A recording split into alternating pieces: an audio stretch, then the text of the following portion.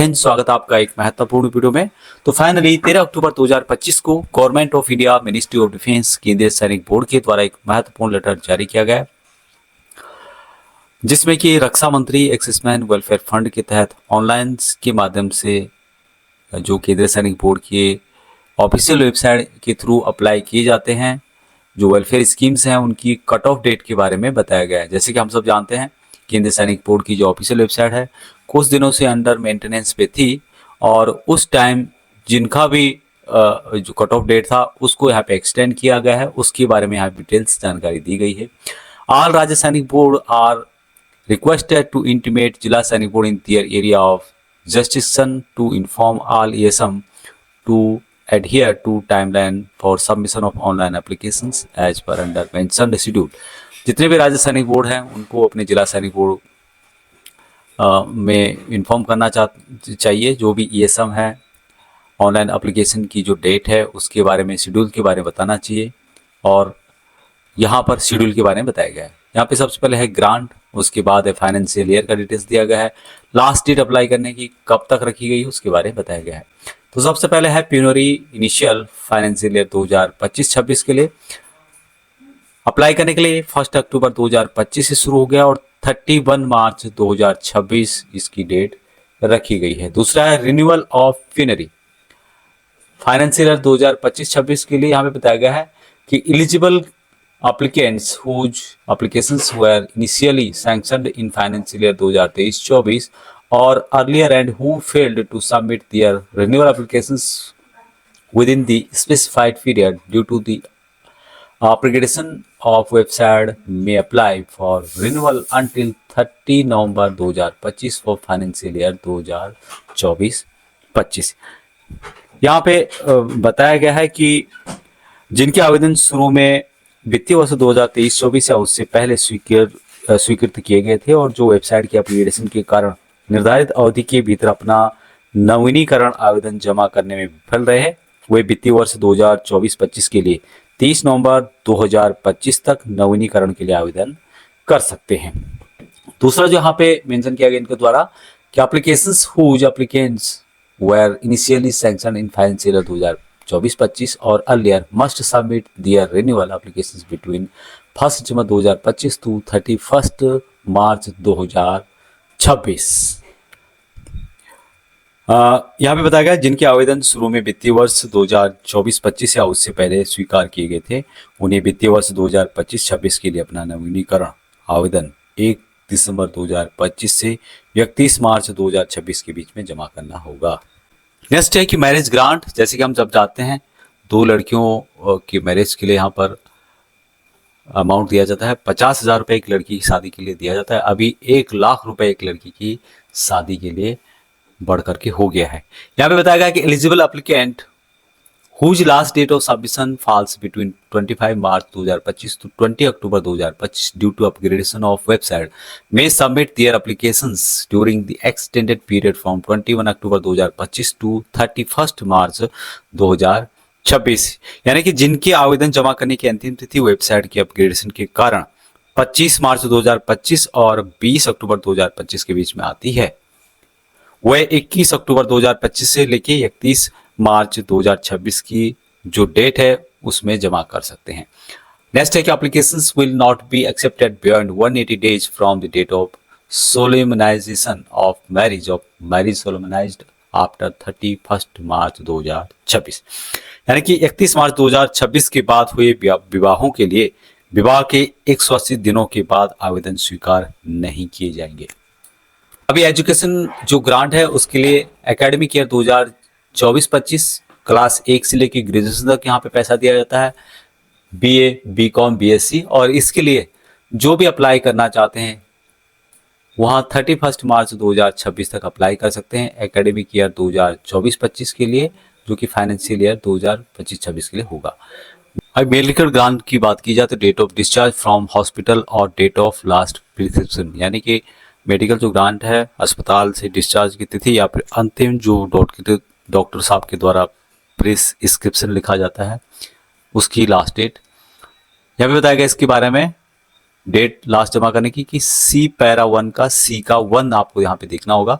तो सी का 1 यहाँ पे बताया गया कि eligible applicant whose last date submission, जिनका लास्ट डेट 25 मार्च 2025 से लेके 20 अक्टूबर 2025 के बीच में था, वहाँ 21 अक्टूबर 2025 से लेके 31 मार्च 2026 तक अप्लाई कर सकते हैं। दूसरा है कि applications will not be accepted beyond 180 days from the date of discharge, यानी कि डेट ऑफ डिस्चार्ज से 180 दिन से ज़्यादा नहीं होना चाहिए। फिर जो डॉक्टर ने पर्ची लिखी है उससे 180 दिन से ज़्यादा नहीं होना चाहिए।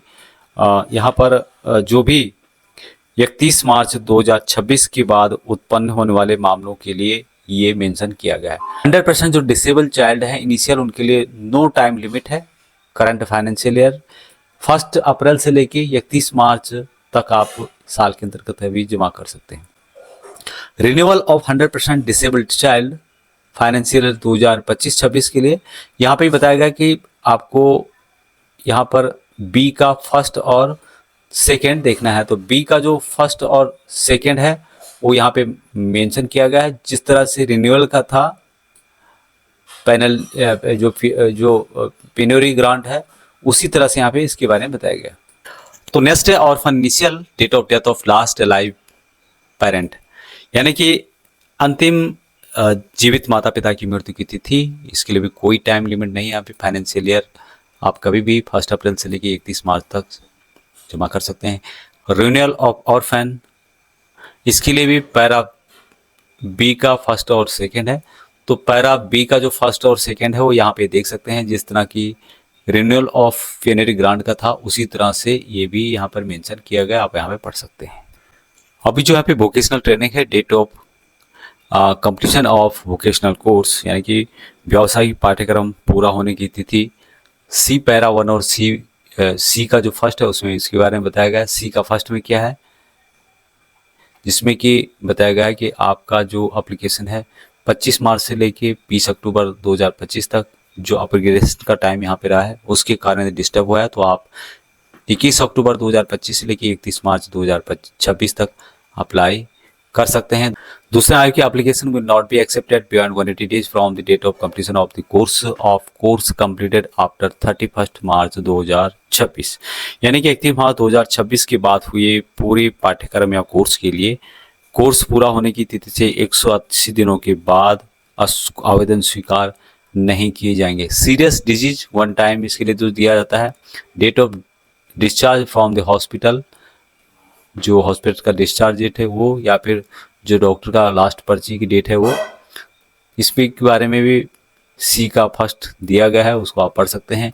दूसरा कि application will not be accepted beyond 180 days from the date of discharge from the hospital और the date of the last prescription from cases occurring after 31 March 2026, यानी कि 31 मार्च 2026 के बाद उत्पन्न होने वाले मामलों के लिए अस्पताल से डिस्चार्ज या फिर अंतिम जो डॉक्टर साहब की पर्ची लिखी है उसकी तिथि से 180 दिनों के बाद आवेदन स्वीकार नहीं किए जाएंगे।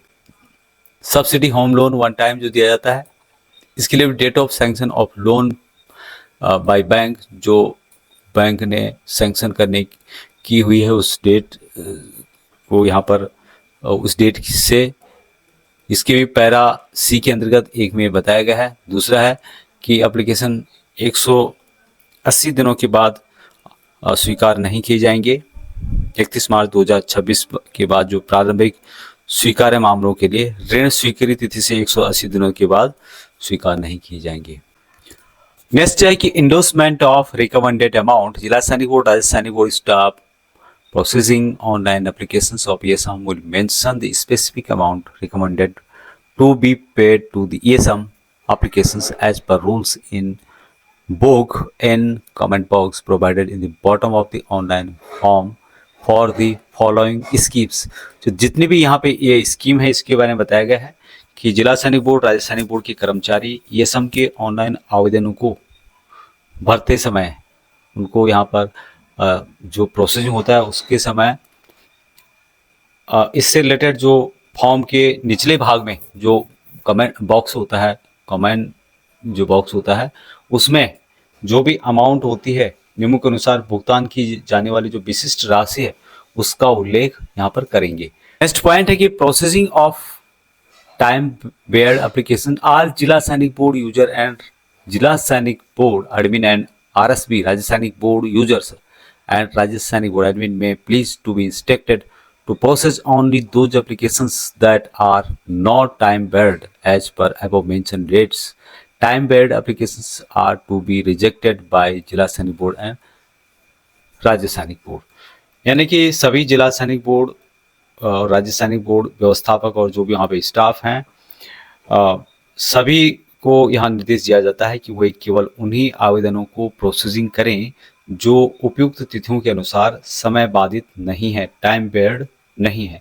जिला सैनिक बोर्ड और राज्य सैनिक बोर्ड द्वारा जो टाइम बेयर्ड है उन आवेदनों को अस्वीकार किया जाना है। आगे है restoration of applications. Restoration of online applications will only be done on extreme compassionate ground and that request for registration will be received by this sect from concerned जिला सैनिक बोर्ड। यहाँ पे बताया गया कि ऑनलाइन आवेदन की जो बहाली है केवल एक्सट्रीम कंपोजिनेट जो होता है उसके आधार पर की जाएगी और बहाली के लिए अनुरोध संबंधित जिला सैनिक बोर्ड से इस सचिवालय को प्राप्त होगा, यानी KSB को प्राप्त होगा। अभी कॉमन मिस्टेक्स कौन कौन सी होती हैं जो कि नोटिस की गई है फाइनेंशियल 2024-25 में।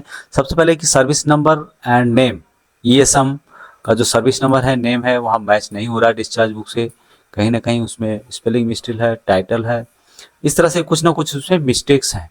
Name of window applicant not matching with discharge book, जो विडो का नाम है वहाँ डिस्चार्ज बुक में मेंशन किए गए नाम से मैच नहीं हो रहा है।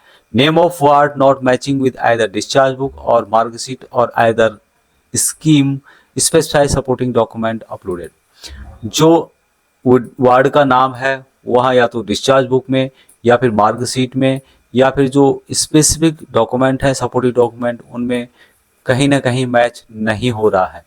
स्पेलिंग और name not matching in online form from discharge book, bank account and Aadhaar card, spelling जो नाम के हैं वह मैच नहीं कर रहे हैं डिस्चार्ज बुक में, बैंक अकाउंट में, आधार कार्ड में। तो यही जो छोटी मोटी मिस्टेक्स होती हैं लेकिन यही सबसे ज़्यादा परेशान करती है। Timeline as specified for each scheme to claim before cut off date not adhere to by ESM while uploading and same approved by Zila Sainik board. यानी कि जो टाइमलाइन किसी भी वेलफेयर का दिया गया है उसके अंदर ही आपको अप्लाई करना होगा। काफ़ी लोग उसका पालन नहीं करते हैं जिससे कि यहाँ अप्रूव नहीं होता है जिला सैनिक बोर्ड, राज्य सैनिक बोर्ड से। अभी एजुकेशन ग्रांट के बारे में बताया गया कि marksheet in education grant uploaded had under mentioned inconsistencies, यानी कि जो एजुकेशन ग्रांट है उसके लिए मार्कशीट में क्या क्या कमियां होती हैं, क्या क्या प्रॉब्लम होती है। सबसे पहले कि not signed by school authorities and not bearing their round stamp और सील, जो स्कूल अथॉरिटी हैं उन्होंने साइन नहीं किया है, जो राउंड स्टैंप है या फिर जो भी सील है वहाँ उसमें लगाया नहीं है। दूसरा है कि name of ward not matching, जो वार्ड का नाम है वहाँ मैच नहीं कर रहा है। मार्कशीट ऑफ एकेडमिक ईयर 2022-23 और प्रीवियस ईयर अपलोडेड, जिस साल का आपने क्लेम करना है उसी साल का उससे संबंधित जो मार्कशीट है वहाँ अपलोड करनी होगी, दूसरे साल का अपलोड नहीं करना है। Marksheet does not categorically mention child having past, marksheet में कुछ भी ऐसे मेंशन नहीं है जिसमें कि पता लगे कि भाई बच्चे ने यहाँ पर एग्जाम पास किया है, ये क्लास पास की। अभी नेक्स्ट है कि education and marriage grant claimed for 1 child and name of the 2 child entered, यानी कि जो एजुकेशन एंड मैरिज ग्रांट के लिए क्या क्या प्रॉब्लम आ रही है, क्या क्या यहाँ पर लोग गलती करते हैं कि क्लेम्ड फॉर 1 चाइल्ड, एक बच्चे का क्लेम करने के लिए है करते हैं लेकिन दोनों बच्चों का नाम यहाँ पे इंटर कर देते हैं, या फिर जो एजुकेशन ग्रांट है या मैरिज ग्रांट है उसके लिए भी इसी तरह की गलती लोग करते हैं। प्यूनरी ग्रांट इनिशियल के लिए already sanctioned cases apply again, जिनका प्यूनरी ग्रांट ऑलरेडी सैंक्शन हो चुका है वहाँ दोबारा अप्लाई करते हैं। Application CSM not above 65 year on 1 अप्रैल और फाइनेंशियल इन व्हिच अप्लाइंग, जिनकी उम्र 65 साल से ज़्यादा नहीं है वहाँ अप्लाई कर लेते हैं, ऐसा नहीं करना है। Widow applicant not filling date of death of her husband in relevant box. जो भी विधवाएं हैं वहाँ अपने हस्बैंड का डेट ऑफ डेथ मेंशन नहीं करती हैं। दूसरा है कि penury grant applications in current financial year also applying for penury renewal in the same financial year.